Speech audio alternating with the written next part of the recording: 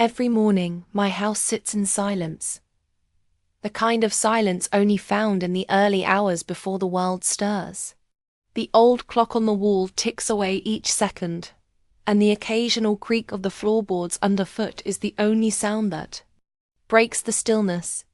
This house holds the echoes of better times. Times when Howard, my dear husband, was still alive. Times when little Perian ran joyfully through the hallways, his laughter filling every corner.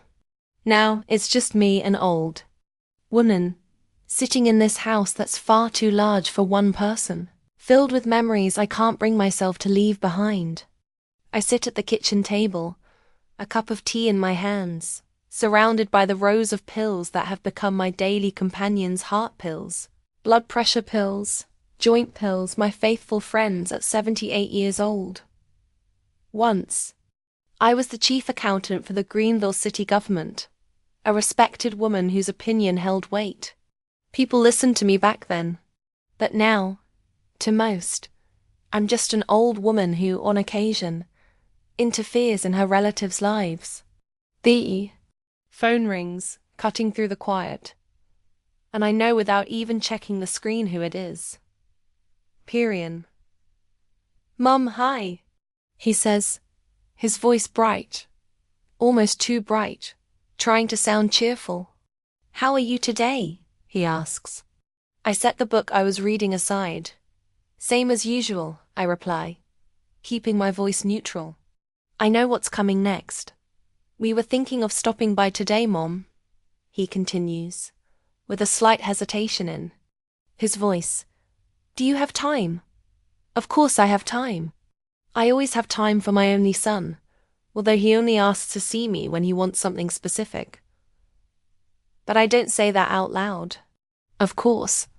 "I'm not going anywhere," I answer, my tone kind, despite the weight of the years between us. "Great.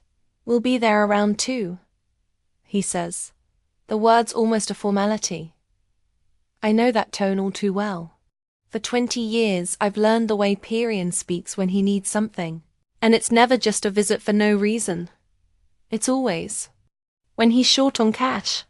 It's not that he's poor, no. My son works as an insurance appraiser and makes a decent living. Delilah, his wife, works as a travel agent at a small but popular firm. They live in a nice house, drive good cars, but somehow they're always short of money. I walk over to the window and look out at my garden. It's well kept, just like everything else in this house. The roses have begun to bloom. Their bright colors a welcome burst of life against the greenery. Gardening is one of the few things I still do to pass the time. I used to love traveling with Howard. We dreamed of visiting all the places we never had the chance to see. But after Howard died a year before I retired, traveling seemed pointless. Instead, I started saving money. We'd saved for years, Howard and I, to ensure Perian had a good education. But now I saved for myself, partly out of habit and partly out of fear. Fear of medical bills and the rising costs of old age. That there was another reason. One I'm embarrassed to admit even to myself. Those savings gave me a false sense of security, something I had lost after Howard's death. The doorbell rings at exactly 2 p.m. Punctuality is one of the few traits Perian only exhibits when he needs something. I open the door and he's there, standing in the doorway with that tight, too close hug that only a son can give. "Mom, you look beautiful," he says, his voice a little too sweet, too rehearsed. Delilah stands behind him, her blonde hair styled to perfection, her smile fixed in place. She's 12 years younger than Perian, and sometimes I think she only married him because she thought I was rich and on the verge of dying. "Hello, Louise," she says, barely touching me in an as if it's an afterthought. "We brought you a pie," she adds, holding out a supermarket box to me, the kind of box that suggests they didn't put much thought into it. Inside is probably the cheapest pie they could find, nothing special. "Come in," I say, stepping. A sigh to let them in. Tea's ready. We sit in the living room, Perian and Delilah on the couch, and I settle into my favorite chair. On the table between us sit cups of tea and that store-bought pie, which, as expected, is nothing extraordinary. I sip my tea, waiting for the inevitable. "How are you doing, Mom?" Perian asks, and I can hear the hesitation in his voice, the slight pause before the words. "I'm fine," I say, knowing that he's only asking out of obligation, not concern. "Well, actually, Mum," Perian starts, "we're having a bit of trouble." Delilah chimes in quickly, as if rehearsing their lines. "You see, it's the off-season at the agency. Not enough clients," she says smoothly. "Perian's work has cut back on bonuses," she adds, her voice tinged with concern. I nod, taking a sip of my tea. This is the same story every time. A new set of circumstances, but the same request. House repairs, car trouble, unexpected. Bills. "We need a little help with the house payment." Perian continues. "It's only $2,000. We'll pay it back next month, we promise." I don't respond right away. I know the drill. He's borrowed almost $40,000 from me in the past 5 years, and he hasn't paid me back a single dime. But I stopped reminding him. It only ruined our relationship, and I didn't want to lose my only son. "Okay," I finally say, after a long pause. "I'll wire the money tomorrow." The look on their faces is immediate. Perian's shoulders relax, and Delilah smiles for the first time during the visit. A genuine smile that lasts until the money is in their account. Then, they'll forget about me until the next time they need something. After they leave, I pick up the phone and call Ruth. Ruth Quinlan has been my best friend since high school, one of the few people who really cares about me. "Have they come for money again?" Ruth asks, her voice sharp as soon as she hears my voice. "Yes," I sigh. $2,000 this time. "Louise, you have to stop indulging them," Ruth says, her irritation barely contained. "They're taking advantage of your kindness." "I know," I answer, feeling the weight of her words. "But he's my only son." "Who only thinks of you when he needs money?" Ruth points out, her voice tinged with frustration. "You deserve better than that." Ruth has always been straightforward. She worked as a private detective when she was young, and now runs a small agency that her son manages. She's never afraid to tell the truth, no matter how hard it is to hear. "How about you? How's your arthritis?" I ask, changing the subject. "I've been better, but I'm not complaining," she replies. "Listen, I think I'm going to come visit you sometime soon. It's been a while." "I'd love that," I reply sincerely. I always feel better after talking to Ruth. She has a way of cheering me up, even when she's scolding me for being too soft with Perian. Deep down, I know she's right. My son and his wife have long seen me as nothing more than an ATM machine, not a person with feelings and needs. Later, that evening, as I sort through some old papers in the study, I come across old photographs. Here's Perian at age 5, his wide smile bright as he holds the toy car Howard, and I gave him for his birthday. Here he is, in his senior year of high school, so serious in his graduation robe. And here we are at his wedding to Delilah. I notice now how coldly Delilah looked at me when she thought no one was watching. When exactly did everything change? When did my loving son turn into a man who only saw me as a source of money? Maybe it was after Howard died, or when he married Delilah, or maybe it happened so gradually that I didn't notice until it was too late. The next morning, I wake with a heavy feeling in my chest. At first, I think it's just a lingering emotional consequence of yesterday's thoughts, but the pain doesn't go away. I take my medication, but it only seems to get worse. Despite this, I decide not to go to the doctor. It's probably nothing serious. It's just age. 2 days later, Ruth arrives. She notices immediately that something is wrong. "You don't look well," she says, scrutinizing me. "What hurts?" "Nothing much," I reply, trying to downplay it. "Just my heart sometimes." "How long has it been?" Ruth asks, not buying my attempt to brush it off. "A few days," I admit. "And you haven't been to the doctor?" she asks, though it's more of a statement than a question. I smile sheepishly. "Louise, you're impossible," she says. "I'm making an appointment for you tomorrow." We spend the afternoon together, reminiscing about old times, talking about books and TV shows. Ruth is easy to be around. She doesn't ask for anything. She just gives her time and attention.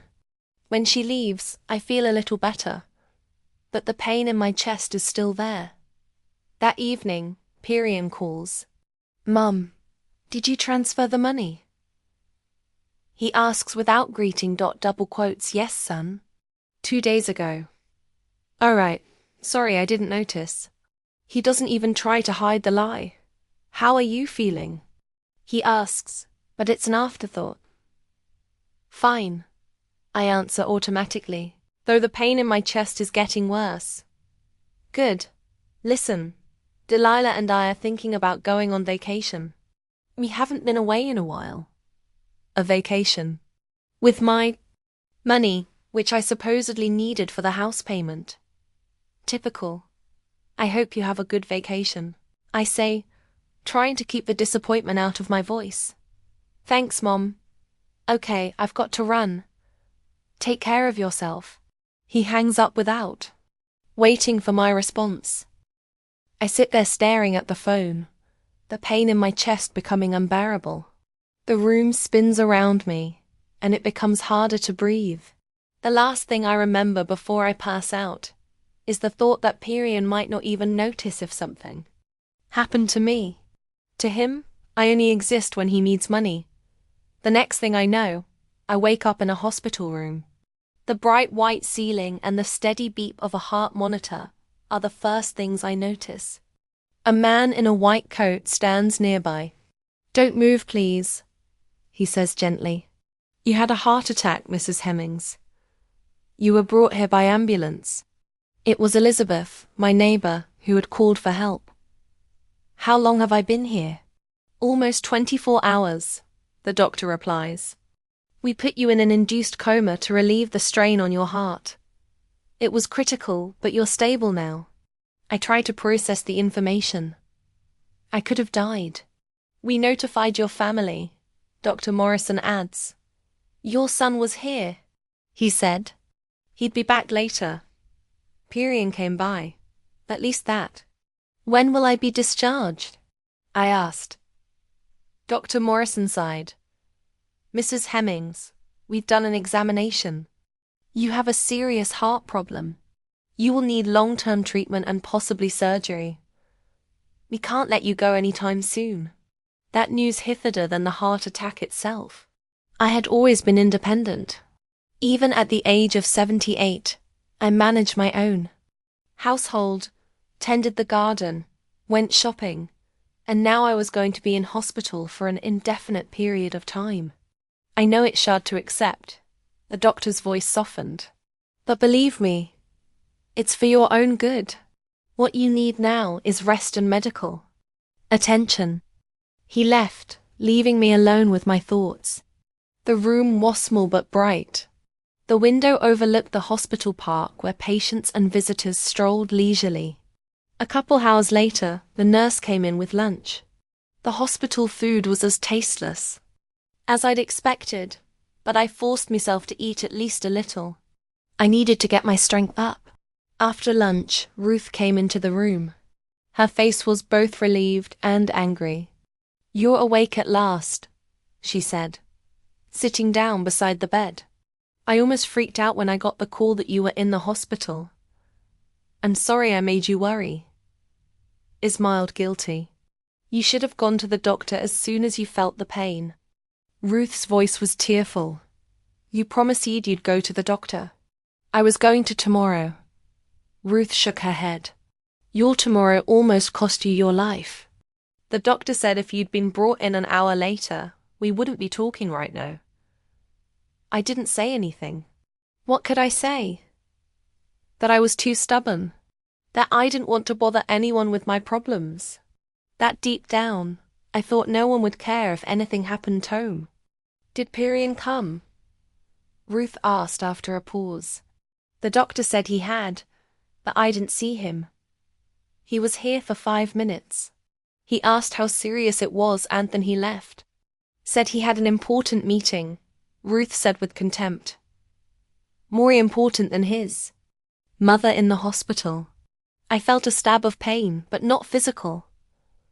What had I expected, though? Pyrian had always been like that. Busy when it came to me, and always free when he needed something. He's got a job, I defended my son in a machine-like voice. He can't leave everything. Stop making excuses for him, Louise. Ruth took my hand. He's a grown man who should take care of his mother, especially when she's in the hospital after a heart attack. I didn't argue. I was too tired for that. Ruth sat with me through the evening, telling me the latest news, sharing gossip, trying to distract me from my gloomy thoughts. When it was time for the visitation to end, she promised to come back tomorrow. Do you want me to bring you anything? From home? She asked at the door. A book from the bedside table and maybe my old robe. Hospital shirts sound comfortable. Oh, okay. I'll stop by your house tomorrow morning and bring everything you need. After Ruth left, I felt incredibly lonely. The room felt cold and alien despite the staff's attempts to make it cozy. I tried to sleep, but sleep wouldn't come. Thoughts about the future, about the long treatment, about the possible surgery kept me awake. The next morning, I was awakened by the sound of the door opening. I expected to see a nurse, but Pyrian was standing on the doorstep alone without Delilah. Mom. He walked over to the bed and kissed me awkwardly on the cheek. How are you feeling? I have been better. I answered honestly, but the doctors say I'm on the mend. That's good. He sat back in his chair, avoiding my eyes. I came by yesterday, but you were still unconscious. I know. Thanks for coming. There was an awkward pause. Pyrian was clearly feeling out of sorts. Finally, he cleared his throat and said, Listen, Mother. Dr. Morrison said you need a long treatment. Yeah, that's what it sounds like. And maybe surgery. Yeah, they say you won't be able to live alone for a while after you're discharged. That's it. Now I see where he's going with this. Delilah and he thought. Perry continued that you might need some supervision. Maybe you should think about a nursing home. I felt a lump come up in my throat. A nursing home? Get rid of me old mom. Hide her away. Keep her out of the way. I don't want to go to a nursing home, I said firmly. I want to go home, but how will you live alone? You need constant care. I'll hire a nurse if I have to. It's expensive, Mom. I have savings. He was silent for a moment and then he asked casually. Speaking of savings, I'll need to pay your bills while you're here. Where do you keep the money? That's it. The real reason for his visit. In the bank, of course, I replied. But don't worry about it. Ruth will help me with the payments. Ruth. His face contorted with irritation. Mum, I'm your son. I'm supposed to take care of your affairs, not strangers. Ruth is not an outsider. She's been my closest friend for 60 years. Still, it's a family matter. He won't back down. In my desk at home is a file folder. It has everything I need.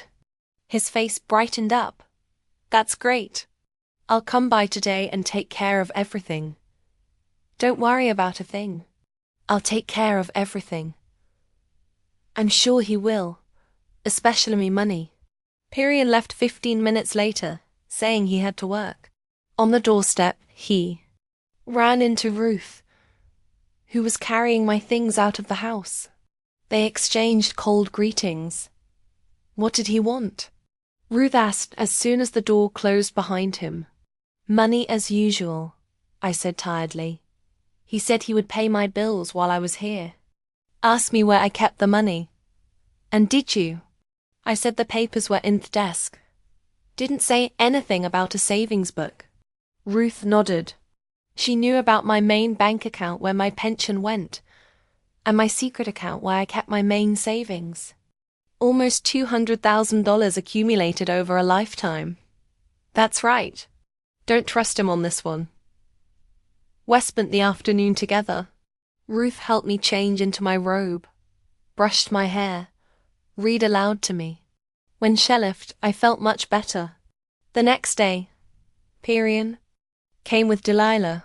They brought flowers and fruit, obviously to impress the nurses. He was so worried. Delilah wailed falsely, barely touching me in a hug. How are you, honey?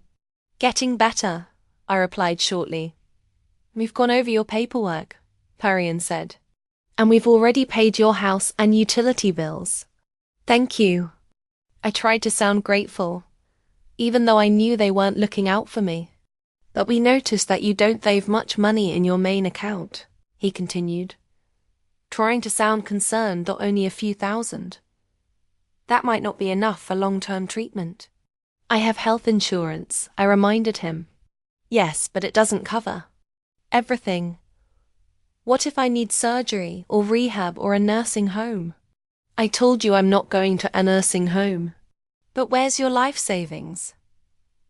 Delilah asked the question straight up. No, you've always been frugal.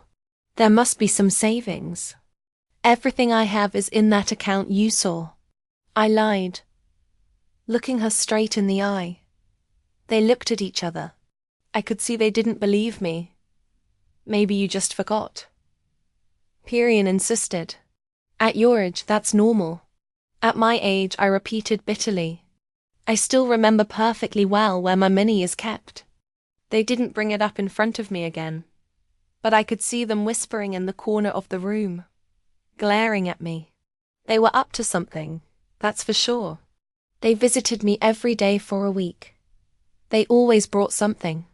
Fruit magazines, home-cooked meals that I'm sure Delilah didn't make. But all their visits were short and drawn out, as if performing an unpleasant duty. Ruth came every day too, usually after them. One day, she came with alarming news. Louise, they're searching your house, she said, lowering her voice even though we were alone. I went to pick up your pajamas and saw that Thestody was all overturned. Drawers pulled out, papers strewn about. I closed my eyes. I knew it. They're looking for my savings book. Exactly. Are you sure they won't find it? Absolutely. It's in a safety deposit box. Only I and you as my trustee have access to it. Ruth breathed a sigh of relief. Good. But still, it's outrageous. They go through your things while you're helpless here. On my 10th day in the hospital, I noticed Pyrian and Delilah's strange behavior. They came in later than usual, both excited, as if they were struggling to contain some secret. We found a great rehab clinic, Pyrian announced. It's in great neck. They have excellent facilities and excellent specialists. I'm not going to Great Neck, I said calmly. I'm going home. But Mum, you need care. I'll get a nurse and Ruth will help. That old hag, Delilah began, but Pyrian touched her arm warningly. Mother, be reasonable. You can't be alone. I will not be alone. I will hire help. And how will you pay for that help? Delilah couldn't take it anymore. You don't have that kind of money. Delilah. Perian shouted at her. No, I can't pretend anymore. She turned to me. Louise, we know you have money. We found the bank statements. 200,000. And you've been hiding it from us all these years. I went cold. They couldn't find a savings book, but they must have stumbled across some old bank statements I kept in the house. This money is for me treatment and care, I said firmly. Not for your entertainment. You won't be able to spend it anyway, Delilah smirked. In your condition. That's enough, Perian interrupted her. Mum, we just want to make sure you're taken care of properly. And now we must go. There's much to do. They left faster than usual. I lay staring at the ceiling and felt something was wrong. Something in their behavior made me uneasy. This sudden interest in the clinic at Great Neck, the mention of my savings, the hurried departure. Ruth came in the evening. I told her about the strange visit. They're up to something, she said, frowning. I can feel it in my gut. Maybe I'm just suspicious. They've been acting strange, but it could be anything. No, there's something wrong. I'll stop by your house tomorrow and see if everything's all right. The next day, Ruth came in with a bag full of things. They're going on a trip, she said without preamble. I saw them loading the suitcases into the car. Big suitcases, Louise. Maybe just a vacation, I suggested. Uncertainly. Perian said they wanted to go somewhere. While you're in the hospital, Ruth shook her head. No, it's something else. I'll try to find out. After a couple of days, my condition improved enough that the doctors allowed me short walks in Thehaway. Perian and Delilah hadn't shown up in 3 days, which was unusual even for them. I was starting to worry, though I was angry at myself for it. Why am I still worrying about people who clearly didn't care about me? The nurse brought me the cell phone. I'd left it home. Ruth picked it up and charged it. There are a few missed calls, she said, and some messages. I turned the phone on. Indeed, several missed calls from unknown numbers, probably commercials, and one message from Perian sent yesterday. Opening it, I felt the room begin to spin. Ruth took me under her arm and helped me sit up on the bed. What is it? She asked anxiously. I silently showed her my cell phone. There was a message on the screen. We've flown away, taking all your money. Bye. I couldn't believe my eyes as I reread the message over and over again. We flew away, taking all your money. Such a short sentence, but there was so much contempt, so much gloating in it. My own son. He couldn't have done it, he whispered, though. I knew in my heart that he could have. Ruth stared at the screen of my phone, her face growing angry. That she paused, holding back a swear word. How dare he? His own mother when she's in the hospital. Before I could answer, my phone beeped, announcing another message from Delilah. This time, a picture and a text.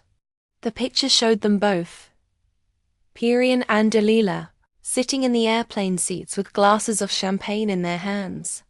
Wide smiles. Shining eyes. The caption read, "Thanks for the sponsorship, Grandma. You're finally good for something." I was shaken, not from fear for the money, but from the realization of how little I meant to my only child. Just a source of money, not even a person. Louise, breathe. Ruth shook me by the shoulders. Breathe deeply. That's it. I took a deep breath, then another. Gradually, the trembling subsided, but there was an emptiness inside, as if everything that had made me alive had been scraped away. How did they get the money? Ruth asked. I thought you said the savings book was in a safety deposit box. It's just the savings book, I said quietly. The bank card is at home in the box. I thought it was safer than carrying it around, and the PIN code. I closed my eyes. The PIN number was written in my diary, disguised as a phone number. Had they emptied the entire account? With shaky hands, I logged into the banking app. It took me several tries to get the password right. When the screen finally loaded, I froze. Instead of almost $200,000, I had $327 in my account. That's it. I whispered. They'd taken everything. Ruth cursed harshly, bitterly, not at all old ladylike. There was so much rage in her words that for a second I was relieved. At least someone was really angry about what had happened to me. "We need to call the police," she said firmly, pulling out her phone. "No." I grabbed her arm. "Don't call the police." "Why not, Louise? This is grand larceny. It's my son." I knew how pathetic it sounded, but I couldn't help it. "And I've given him money. Before. The police will think I just changed mind. This is different.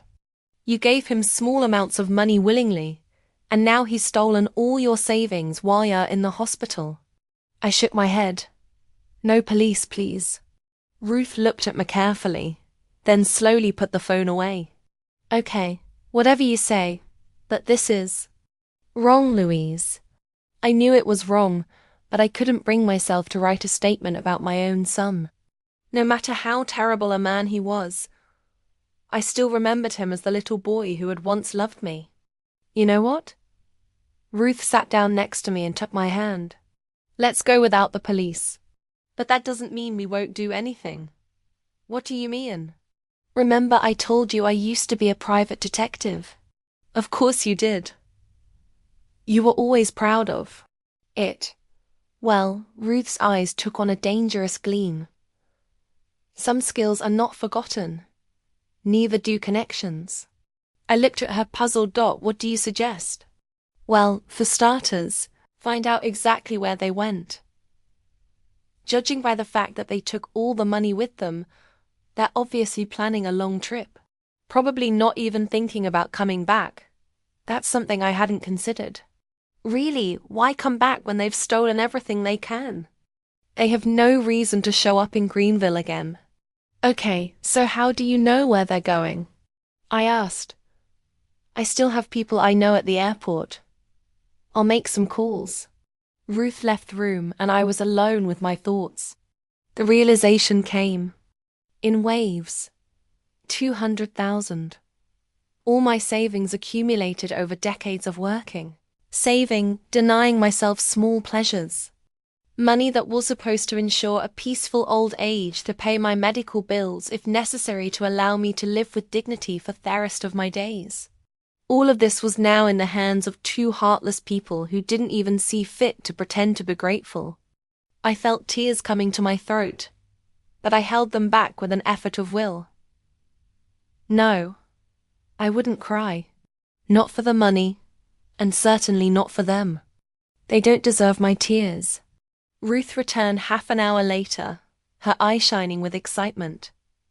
"Hawaii," she announced. They were going to Hawaii. A flight from New York to Honolulu first class. "How did you know that?" "My friend Helen works in the reservation system. Perian didn't try very hard to cover his tracks. Look, the tickets in his name, paid with his card." "So what now?" Ruth sat down next to me and lowered her voice as if she was afraid we'd be overheard. "Now we punish them." Something in her tone made me wary. "Ruth, I don't want any, illegal action." She laughed. "Nothing illegal. I promise we'll just make their vacation a nightmare, and then we'll get your money back." "But how? Remember my nephew, Edwin? He's been living in Hawaii for 15 years. He works at a big hotel in Honolulu as a security manager. He has great connections all over the island." I vaguely remembered Edwin as a tall, thin guy with a perpetual smile on his face. Ruth was very proud of him. What could he do? For starters, find out exactly where our thieves were staying. It's not hard to find out where the thieves were staying. With that kind of money, they must have chosen one of the best hotels. And then she smiled enigmatically. "It would be more interesting At that moment, Dr. Morrison entered the room. Ruth immediately stopped talking and assumed an innocent look. "How are we feeling today, Mrs. Hemmings?" he asked, checking the readings on the monitor. "A little better," I answered, though it was far from the truth. "That's good. Your vitals are stable, which is a good sign. If this continues, we can talk about discharge in a week." "So soon?" I was surprised. "But you talked about long-term treatment." "Long-term treatment doesn't necessarily mean staying in the hospital all the time. You'll have to comb in regularly for treatments and medications, but with proper care at home, you can recover there. After the doctor left." Ruth looked at me thoughtfully. "If you're discharged, where will you go?" "Home?" I didn't answer right away. The thought of returning to an empty house where every corner reminded me of my son's betrayal was unbearable. "I don't know," I said honestly. "I don't know if I could live there after everything." "Then move in with me," Ruth said firmly. "I have a big house and plenty of room. When you're fully recovered, you'll decide what to do next." I was touched by her suggestion. Ruth had lived alone since her husband had died 10 years ago. Her children were long gone, a son in Chicago, a daughter in Los Angeles. They visited her a couple times a year, but mostly she managed on her own. "Thank you," I said sincerely. "I'll think about it." "There's nothing to think about. It's settled." Ruth was always like that, straightforward and decisive. "Now, let's get back to our thieves. I'm going to call Edwin and tell him the situation." She left the room, leaving me alone with my thoughts. Despite the horror of the situation, I felt strangely relieved. It was as if the heavy mask I had worn for years had finally fallen away, revealing my son's true face. No more pretending that our relationship was normal. No longer did I have to justify his actions. He had made his choice, and that choice freed me from having to continue this game. Ruth returned an hour later, her face glowing with excitement. "Edwin's on the line," she said, sitting down beside me. "He's already started the search." From my description of Perian and Delilah, plus the approximate time of their arrival, he'll be able to trace the hotel where they're staying. And then, what? I still had my doubts about the whole thing. Then we turned their luxurious vacation into a nightmare. Ruth said, a predatory glint in her eyes. "Nothing illegal like I promised. It's just a series of very unpleasant coincidences."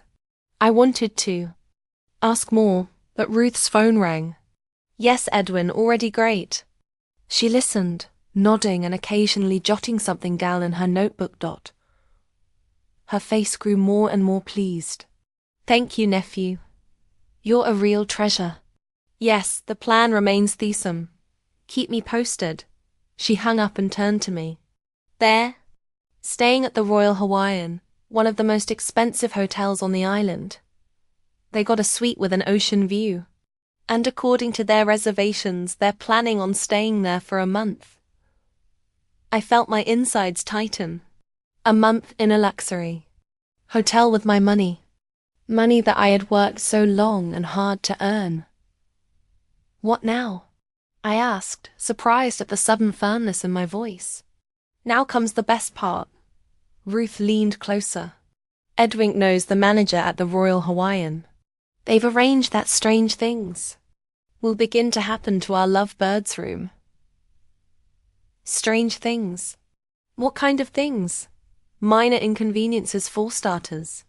An air conditioner that goes on and off. A TV that changes channels spontaneously. Food they didn't order. Calls in the middle of the night. Nothing criminal, just annoying little things. I imagined Perian and Delilah waking up in the middle of the night to a call. No one made. How they complain about the service and the staff. Hands up their arms. It's okay, you think. How their perfect vacation gradually turns into a series of small but infuriating annoyances. And I smiled for the first time in days. And then I asked, feeling the fire of revenge flare up inside me. Then the second phase begins. Ruth looked like a general planning a military operation. Edwin will accidentally find their credit cards in a public place as if they'd lost them, and like an honest citizen will block them. Can he do that? Easily. All he has to do is call the bank and tell them he found someone else's cards.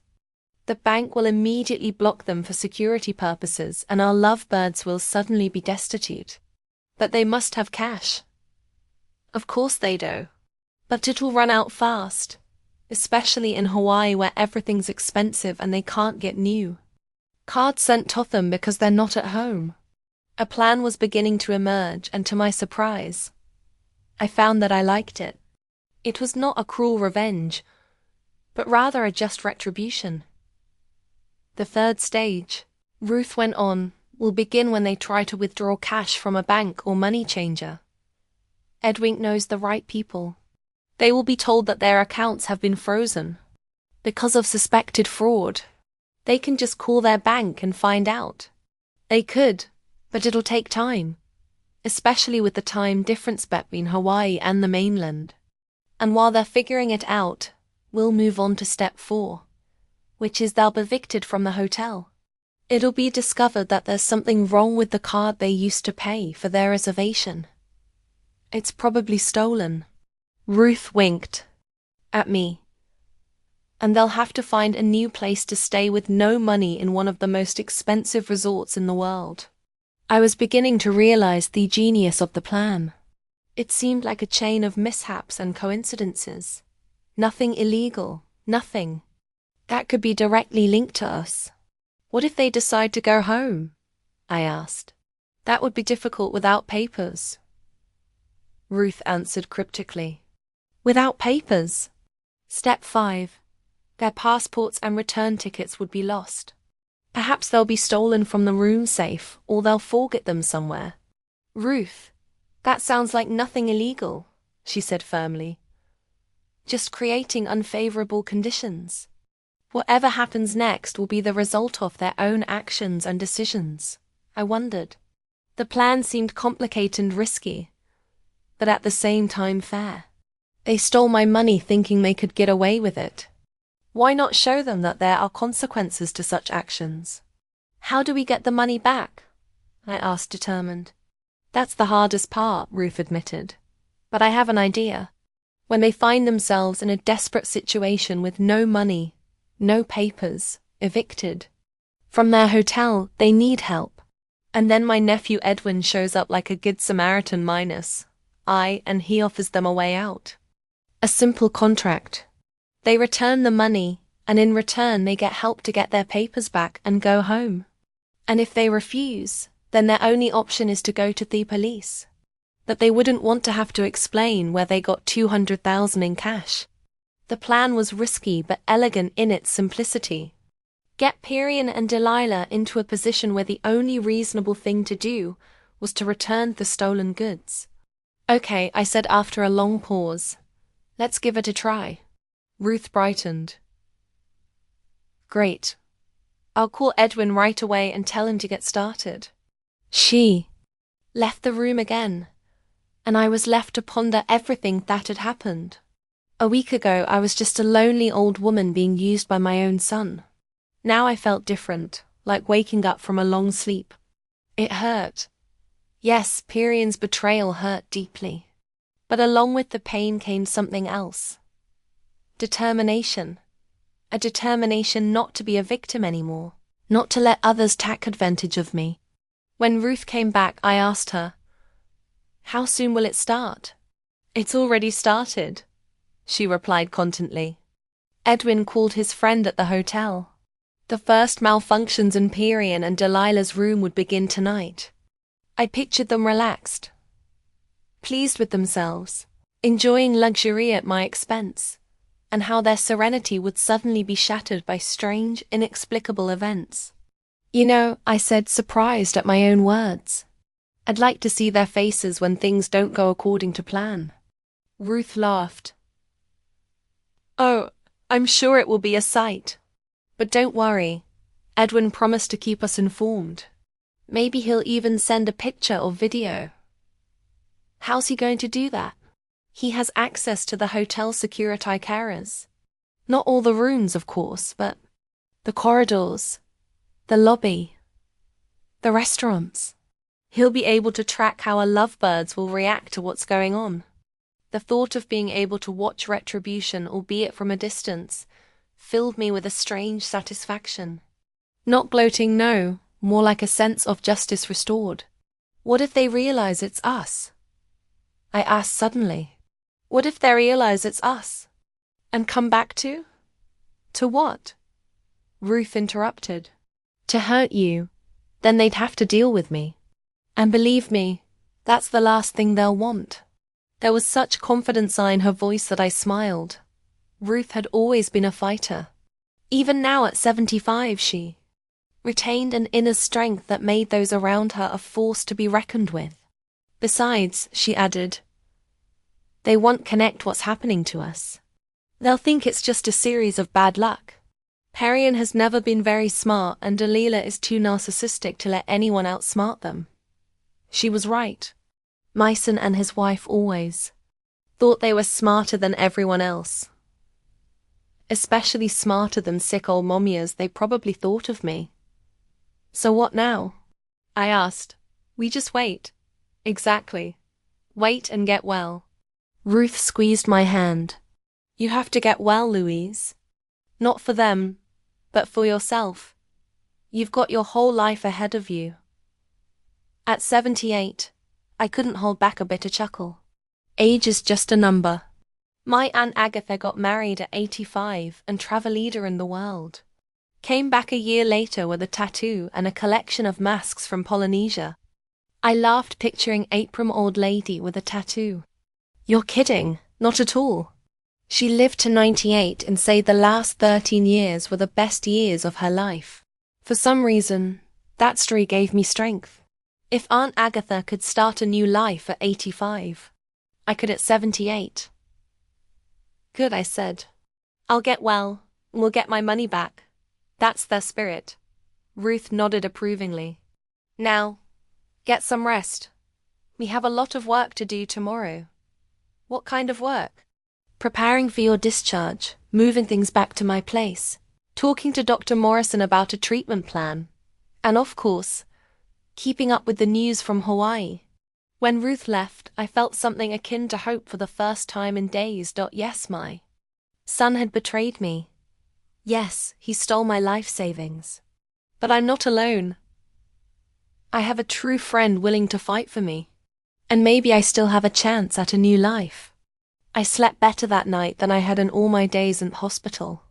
I dreamed of Hawaii, but not of luxury hotels and beaches, but of Perian and Delilah standing confused in the middle of the street, not sure what was happening to their perfect vacation. In the morning, I was awakened by the ringing of my phone. It was Ruth, and her voice sounded excited. Louise, I have news. Operation Nightmare Vacation has begun. What's wrong? I asked sleepily, trying to focus. Edwin called. Our lovebirds had had a restless night.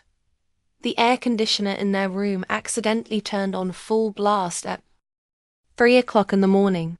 The temperature had dropped to 15, and when they tried to turn it off, it didn't respond to the remote. We had to call a technician. We of course found no problem. I couldn't hold back a smile as I pictured that scene. What's next? The next thing would be more fun. Today, a breakfast they didn't order would be delivered to their room and with hot sauce. Delilah hated it. Edwin had found out. And when they refused to pay, it would be discovered that the order was in their name and number. Ruth's plan was beginning to materialize. And somewhere in Hawaii, Perian and Delilah had already run into their first trouble.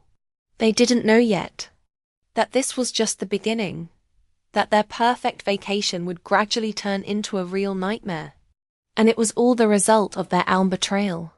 I've never been to Hawaii, not once in my life. Howard and I kept putting off this trip. First for Perian's education, then for retirement. Now, my son and his wife were enjoying an island paradise on my dime, while I watched their vacation through Ruth and Edwin's messages. For the first 3 days after the theft, I was still in the hospital. Every morning began with news from Ruth. She would come in, sit by my bedside, and tell me with undisguised pleasure about the latest troubles that had befallen my relatives. The air conditioning was only the beginning, she said. On the second day, Edwin had given them a real concert last night. A group of young musicians accidentally booked a neighboring room. They rehearsed until 2 o'clock in the morning. When Perion complained to the management, they explained that the musicians were important guests of the festival, and the hotel could not forbid them to rehearse. I imagine my son, always so sensitive Tom was, trying to fall asleep to the sound of drums and electric guitars. That picture made me smile. And Delilah? I asked, how did she react? Oh, she was furious about breakfast. Turns out she's allergic to hot sauce. Not severe, but enough to cause skin irritation. She demanded compensation, but the receptionist threw up her hands. The order was placed from their room. They should have known about the composition of the dish. On the third day, Ruth brought out a clipboard and showed me the pictures Edwin had sent. The first showed Perion standing at the front desk, his face red with anger. The second showed Delilah sitting by the pool, her skin covered in red blotches from an allergic reaction. They don't suspect anything yet, Ruth said. They think they're just unlucky, but today is the second phase. Credit cards. I remembered the plan. Exactly. Edwin's already got it all set up. Tonight when they go to dinner at the hotel restaurant, their cards will accidentally fall out of Delilah's purse-ing Good Samaritan. Edwin will find them and like an honest citizen will immediately call the bank to block them. I felt a slight prick of conscience. It was my son after all. But then I remembered his message, his cold bye, and the prick of conscience was replaced by determination. Okay, I nodded. Then what? Then they'd find themselves without credit cards at one of the most expensive resorts. In Thewald. They'll have cash, of course, but it won't last long, especially with the way they live.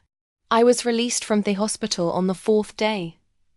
Dr. Morrison gave strict instructions. Bed rest, minimal stress, regular medication, and weekly follow-up visits to the clinic. Ruth, as promised, took me into her home. Her house was smaller than mine, but cozier.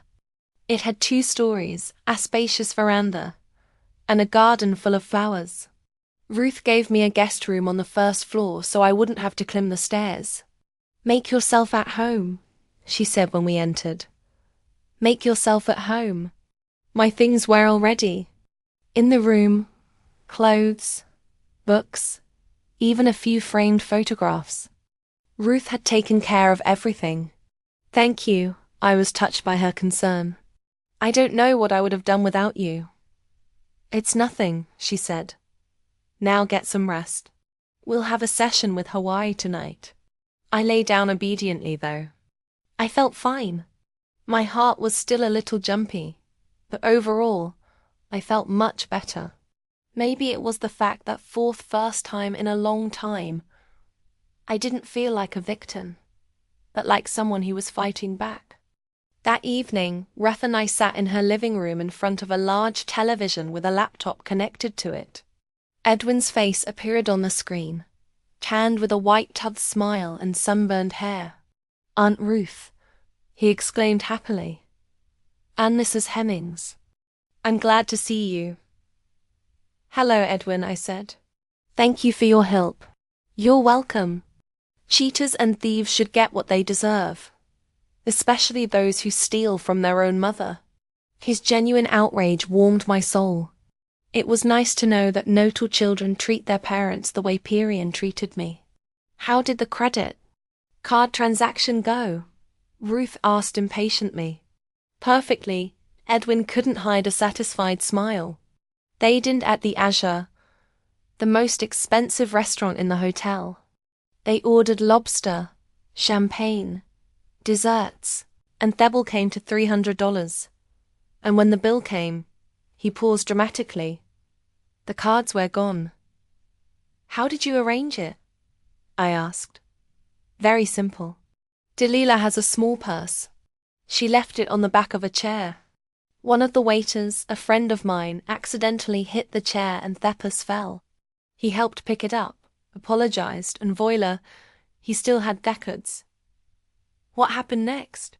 Then there was a real scene. Edwin was clearly enjoying the story. They went through the purse, all the pockets, searched the floor around the table. Nothing. Their restaurant manager offered to bill the room, but his smile grew even wider. There's been a technical error. Their number is not authorized for charges. Why? I didn't understand. Because that's the way I set up the system, Edwin explained. Temporarily, of course. Normally, guests can charge restaurant and bar charges to their room account, but not this time. And what did they do? Perrion paid in cash. From the look on his face, it was very painful for him. And then they went to the room and called the bank to block the cards and order new ones. But they won't send them new ones. I guess. Exactly. The bank will send them to their home address. And they're here in Hawaii. No cards, just the cash. They have. How much or so can they have on them? Ruth asked. It's hard to say. Probably a few thousand. That would be enough for a week or two, considering the expenses in a hotel like this. But then they'd either have to withdraw the money from the bank or they'd be broke. Ruth finished for him. That's right. And that's where the third stage comes in. Edwin winked. When they went to the bank to withdraw the money, they were in for a nasty surprise. The account is temporarily frozen for verification. They can call the bank and find out what's wrong. I said they could. But it would take time, especially given the time difference. When it's day here, it's night in New York. They'd have to wait. And while they're waiting, there's a fourth step. Ruth rubbed her hands together. The hotel. Exactly. Edwin nodded. Tomorrow morning, they would have a nice talk with the manager. It turned out that there was something wrong with the card they'd used to pay for their reservation. It's probably stolen.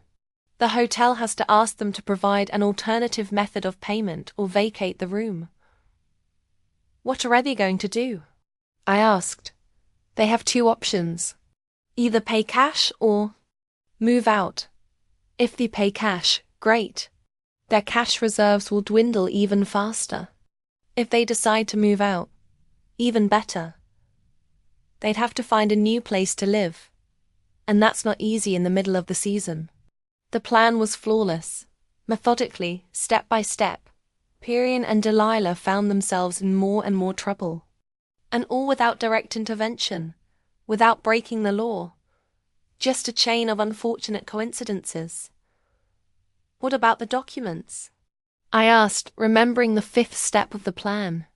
That's the next step, Edwin answered. But first, we'll see how they react to the problems with the hotel. If they decide to flee, great. We'll intercept them at the airport. If they stay, we'll do the paperwork. The next day, Edwin sent a video. It showed Perrion and Delilah standing at the check-in counter. Perrion was arguing loudly with the receptionist, waving his arms. Delilah stood next to him, her face a mixture of anger and fear. They're trying to convince the hotel that there's nothing wrong with their card, Edwin commented over the phone. But their receptionist is adamant. Either an alternative method of payment or eviction. What did they decide? Ruth asked. They haven't decided yet. They're taking a time out until tonight. They'll probably try the bank. In the evening, a new message came from Edwin. They're staying at the hotel. Paid cash a week in advance. That's almost all their cash. Moving on to the paperwork stage. The next morning, I felt well enough to go out into the garden. Ruth helped Ma settled into a Shaw's lounge and brought me tea and a tablet. Edwin promised to be in touch at 10 o'clock, she said, sitting down beside me. Today is the big day. At exactly 10 o'clock, the screen of the tablet came to life and Edwin's face appeared on it. Good morning, ladies, he said. Hello. I have great news. Operation Disappeared Documents was a success. How did you do it? Ruth asked. Very simple. The maid cleaning their room had accidentally left the safe open. When they came back from the beach and discovered it, the passports and return tickets were gone. Did they report it to the front desk? I asked. Of course. They're looking into it right now. But you see, it's a very delicate situation. The hotel doesn't want to admit that their employee may have been involved in theft. It's bad for their reputation. So, they're suggesting that maybe the guest left the documents somewhere or worse, sold them. Sold them. I was surprised. American passports are worth good money on the black market. So the version that the tourists finding themselves without money decided to sell the documents is not so improbable. So what now? Ruth asked. Now they're trapped. Without the documents, they can't go home. Without the money, they can't continue living in an expensive hotel. And then there are the police. The police? I asked you again. Yes, I anonymously reported to the police that there was a couple staying at the Royal Hawaiian Hotel who might be involved in a financial fraud. I didn't give the details, but I hinted that there was a large sum involved. The police are interested. Will they come to them? I felt a little uneasy. After all, the police are reservoirs. Not right away. They'll check with the hotel first. But that'll put more pressure on them. Perian and Delilah would know the police were interested in them, and that would make them even more nervous. The plan worked even better than we expected. In a matter of days, my son and his wife went from carefree vacationers to suspects with no money and no ID, all as a result of their own actions. When do you plan to intervene? Ruth asked. Offer them a way out? Not yet. Edwin shook his head. Let them simmer in their own juices for a few more days.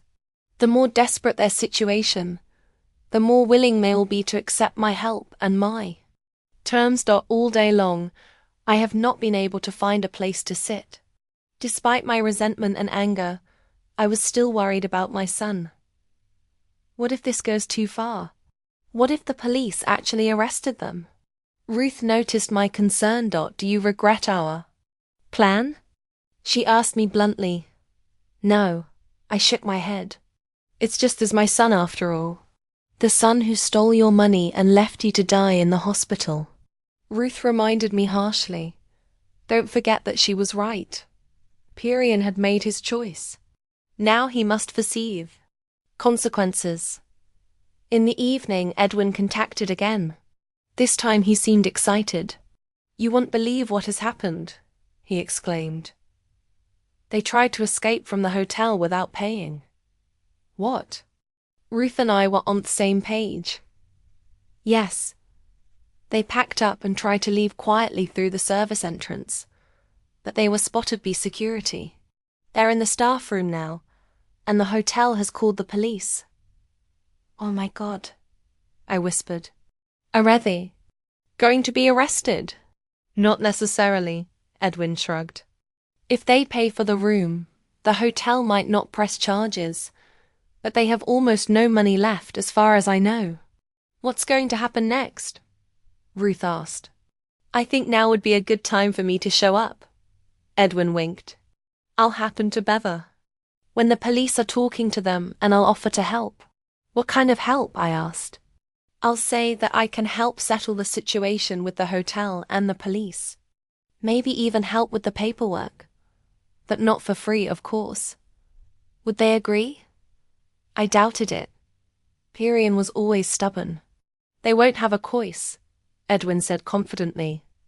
They're cornered. No money, no papers with the police on their tail. Any way out will be their salvation. After my conversation with Edwin, I couldn't sleep for a long time. Everything that had happened seemed unreal.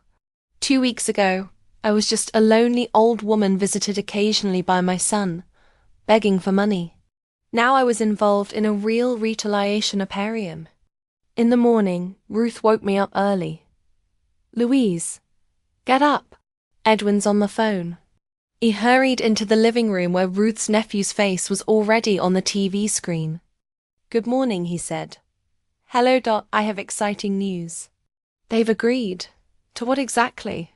I asked, my terms. Introduced myself to them as someone who could solve problems. I told them I had heard about their situation from SophiaTales staff and offered to help. "What were your terms?" "I want my money back, all 200,000. In return, I promised to settle with the hotel, help them recover their documents, and make sure they got home safely." And they agreed. I still couldn't believe it. "Not right away," Edwin admitted. "At first, Pyrian tried to bargain. He offered half the money, but I was adamant. It was all or nothing, and he gave in. Yes, but it wasn't him. It was Delilah. She literally forced him to take it. Screamed that she wasn't going to sit in a Hawaiian prison because he was stubborn. That was just like Delilah. She always thought of herself first." "How will they get the money back?" Ruth asked. They've access to the account." "They don't, but I do," Edwin said with a sly smile. "I helped them contact their bank. They gave me all the details, including passwords. Now the money is being transferred back into Mrs. Heming's account." "All 200,000? I asked. "Minus 20,000. Edwin corrected. "That's what they've already spent. Tickets, hotel, restaurants, 20,000 for the week. They were really living large." "But 180,000 is on its way," Edwin assured him. "I got confirmation from the bank. The money should be in your account within 24 hours. What will happen to it?" I asked, feeling a strange mixture of satisfaction and pity. "I'll keep my word," Edwin said gravely. "I'll take care of the hotel and the paperwork. They can go home." But I didn't think it will be the most pleasant flight of their lives. "Did they realize that we were behind it?" Ruth asked. I didn't think so. I introduced myself as a private security consultant. I said, "I often help tourists in distress. They were so scared they didn't ask any questions." After talking to Edwin, I went out into the garden. The day was clear, sunny. Ruth's flowers filled the air with fragrance. I took a deep breath and felt a calm inside. I didn't feel gloating or triumphant, more like peace. Justice had been served. It wasn't perfect. I'd lost 20,000, and much more. Importantly, I'd finally lost my son. But I had gotten most of my money back, and more importantly, I had regained my dignity. Ruth came out into the garden and sat down beside me. "What are you thinking about?" She asked me about what will happen next. I answered honestly. "What do you want to happen next?" I thought for the first time in a long time I could decide my own fate. Not looking back at Pyrian, not trying to save a relationship that never relaxed it. "I want a fresh start," I finally said. "Maybe sell the house in Greenville. Too many bad memories." "That's a good idea," said Ruth. "Where would you like to move?"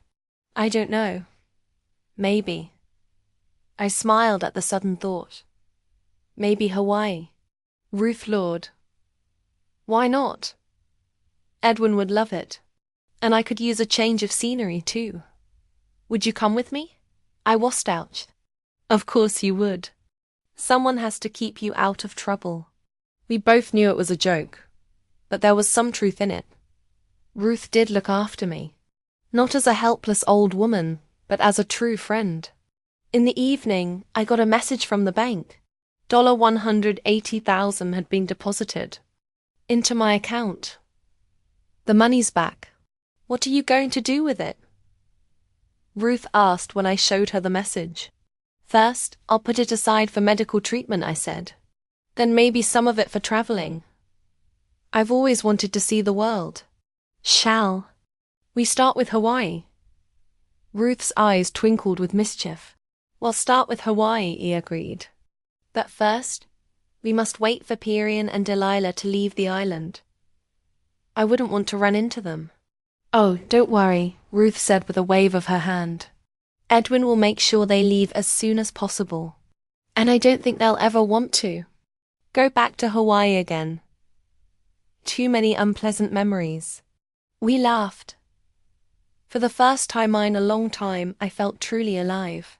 Not just existing, but living life to the fullest with plans and dreams and hopes. During the night, I received a phone call from Edwin. Mrs. Hemmings, he said. They're leaving tomorrow morning. I'd booked them on a 3-way economy ticket. It was the cheapest I could find. Thank you, Edwin, I said sincerely, for everything you've done. You're welcome. It was educational. I could hear the smile in his voice. And if you haven't changed your mind about moving, I've already looked at a couple of places.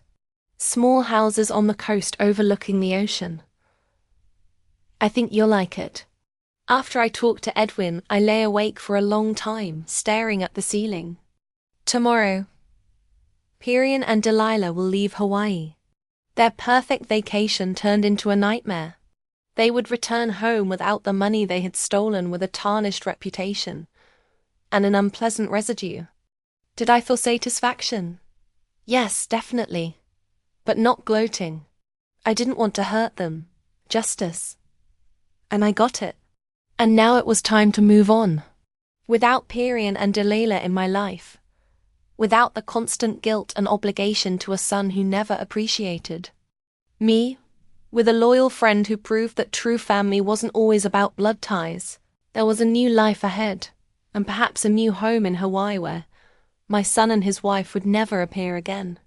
It had been 3 months since Perian and Delilah had returned from Hawaii. 3 months of relative peace. I say relative because I haven't had real peace in my life in a long time. A lot has changed in that time. My health had improved dramatically. Regular visits to the cardiologist, the right medications, and, most importantly, the lack of constant stress had done its job. I was still living with Ruth in her guest room, which was slowly becoming mine. My house in Greenville was empty. I couldn't bring myself to go back there. Too many heavy memories. I only heard about Perian and Delilah from neighbors who called occasionally to give me news. According to them, my son and his wife came back from Hawaii kind of weird, depressed, nervous, fighting all the time. I felt no satisfaction at this news. Rather, I was saddened by the realization that our relationship had finally broken down. Your lawyer called, said Ruth, coming into the room with a cup of tea. Minus Mr. Burrows, said he had some news. James Burrows was an old friend of Ruth's, an experienced lawyer specializing in financial crimes. We approached him after my money was returned to see what our legal options were. What did he say? I asked, taking a cup. Just that he wanted to meet. He sounded agitated. We arranged to meet the next day. Mr. Burrows arrived at our house. A tall, lean man with attentive eyes and graying temples. Mrs. Hemmings.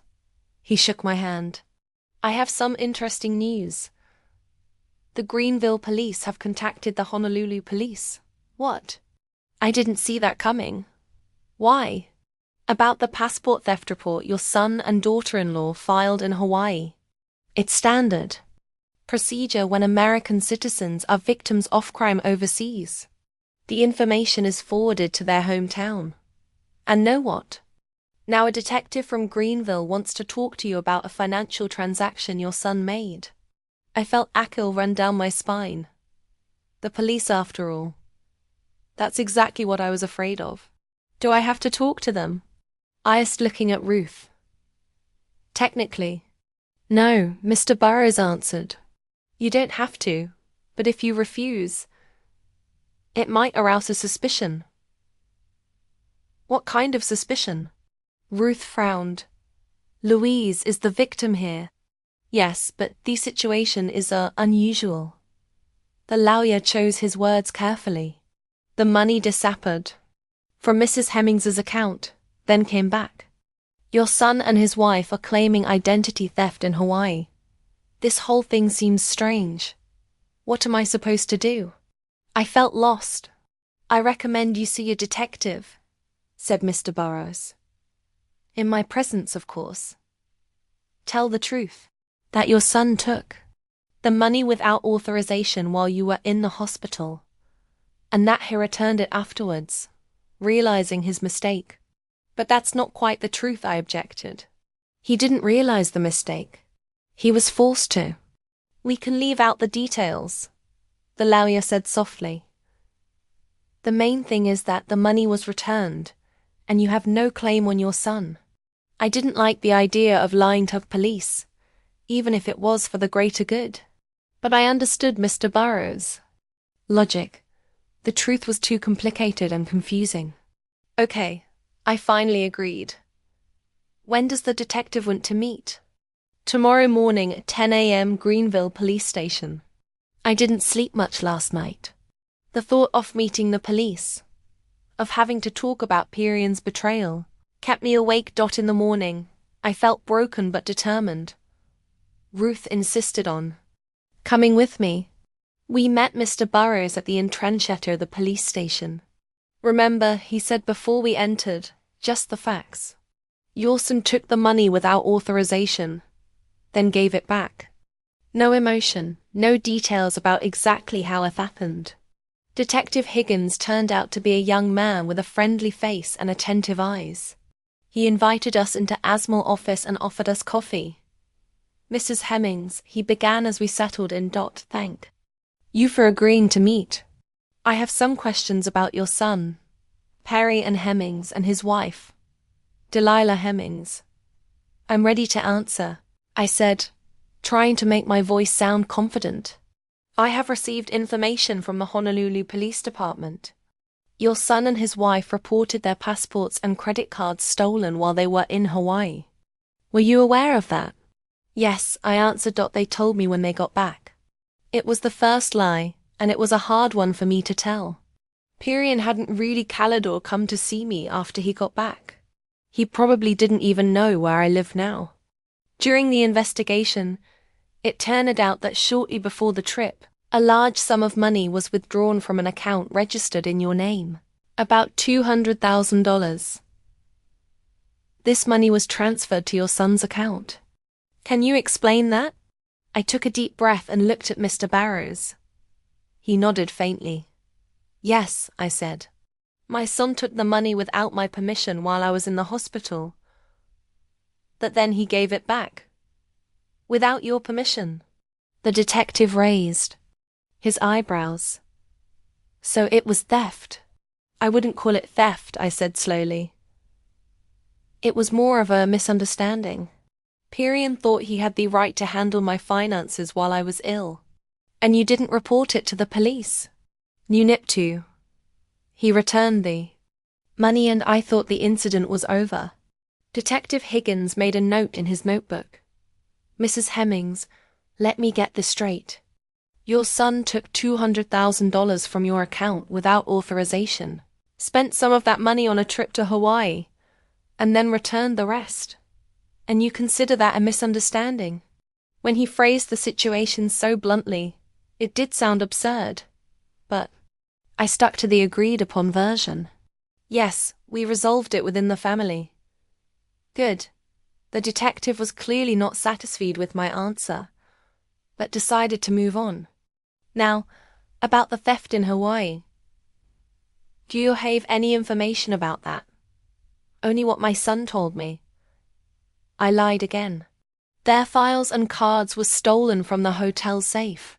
And don't you think it's a strange coincidence that shortly after your son took your money without authorization, he was robbed in Hawaii? I hadn't thought about that, I said, avoiding a direct answer. Detective Higgins looked at me for a long moment, then shifted his gaze to Ruth and Mr. Burrows. Mrs. Hemmings, I'll be frank with you. This story seems very strange. Your son takes a large sum of money without authorization, goes to Hawaii, gets ripped off, but somehow he pays you back and comes home. Are you sure you've told me everything? Detective, Mr. Burrows interjected. My client has answered your questions. If you have reason to believe a crime has been committed, please formulate a charge. Otherwise, I see no reason to continue this conversation. Detective Higgins leaned back in his chair. No charges at this time, but the investigation is ongoing. We have yet to receive a full report from Honolulu. That concluded our meeting. When we left the precinct, I felt drained. You did a great job, Mr. Burrows said. But the detective didn't believe our story. What's going to happen now? I asked. The police will continue their investigation. They might want to talk to your son or the staff at the hotel in Hawaii. But without your report of the theft, they'll have a hard time pressing charges against Perian. I nodded, feeling oddly relieved. I didn't want my son to end up in jail, despite everything he'd done. But I didn't want to continue my relationship with him either. A week after our visit to the police, Mr. Burrows called with their news. Detective Higgins contacted me again. He said, they got fine information from the Honolulu police. It seems your son and his wife are in serious trouble. What's wrong? I felt my heart start to beat faster. The Royal Hawaiian Hotel has filed fraud charges against them. Apparently they tried tow leave without paying the bill. But that's not true, I exclaimed. They paid cash a week in advance. That's right. But then they tried to check out early without telling the front desk. According to hotel policy, that's considered an attempt to evade payment. So, what now? They're facing a fine and possible legal action. But that's not all. The bank has also initiated an investigation into a $200,000 transaction. They consider the transaction suspicious. I closed my eyes. The situation was spiraling out of control. What started out as a plan to get my money back was turning into a serious legal matter with unpredictably cosins. Minus Mr. Burrows. I said after a pause, I want to tell you whole truth. What? He clearly didn't see that coming. The whole truth about how Perian stole my money, about the message he sent me, about the photo from Delilah, how Ruth and her nephew helped get my money back. But Mrs. Hemmings, this could have serious consequences. I know, but I can't lie anymore. It's not me. It's not my character. Mr. Burrows was silent for a long time, then sighed. All right, if you're sure. But I must warn you, your son and his wife could get real prison sentences for financial fraud. I understand, I said firmly, but they have to take responsibility for their actions. The next day, we met with Detective Higgins again. This time, I told him everything about how Perian and Delilah had visited me in the hospital, how they'd found information about my savings, how they'd stolen the money and flown to Hawaii. I showed their messages and the picture Delilah had sent. And then I continued. My friend Ruth contacted her nephew Edwin, who lives in Hawaii. He helped complicate Perian and Delilah's vacation. Complicate? The detective interjected. An inconvenience. Nothing illegal? I added hastily. Just service disruptions, problems with the air conditioning, with restaurant orders. And then Edwin offered them a deal, a refund, in exchange for help with the paperwork and getting home. Detective Higgins listened with an impenetrable face. And they accepted. Yes, they were in a desperate situation.